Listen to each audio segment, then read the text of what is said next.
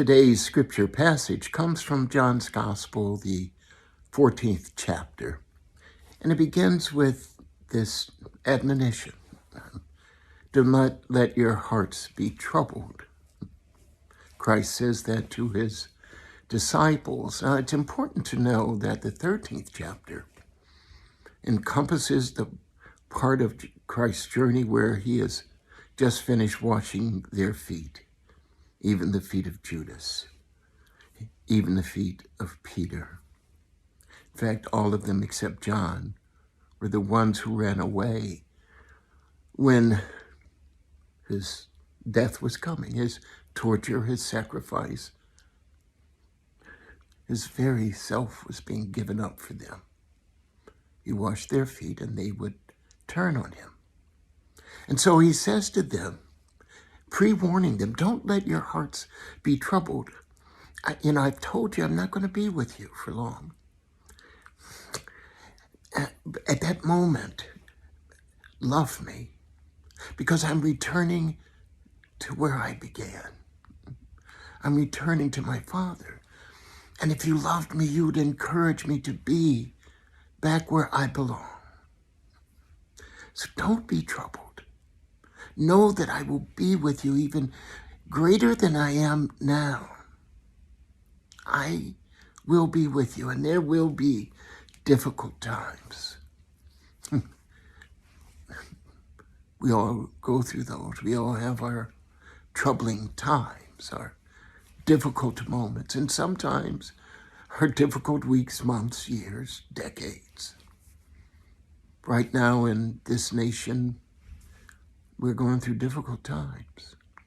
And yet God says to us, as he said to his disciples, do not let your hearts be troubled.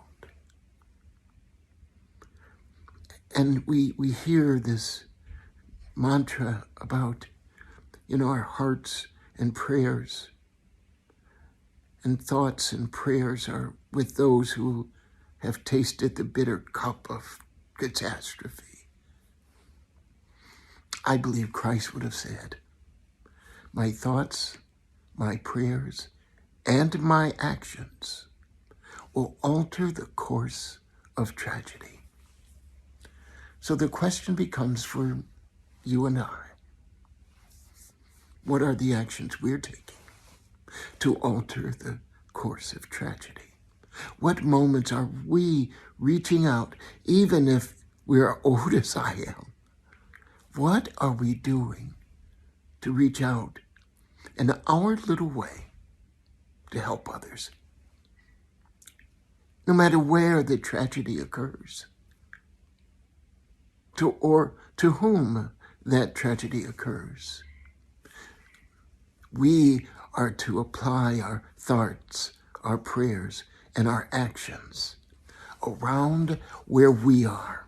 The greatest way to combat anger, the greatest way to combat hatred, the greatest way to combat anger and discord is to live in a community of harmony near you and allow God to take that love where he finds it in you to spread it God's way into those cauldrons of anger, those depths, that abyss of ugliness. We are to act with love and kindness where we are, when we are, and act the way that God has called us to act every single day. This is what our faith calls us to, more than thoughts and prayers, but thoughts and prayers and actions. And every single morning, you ask God, Lord, what are we going to do today? Because there's trouble. There are troubled hearts.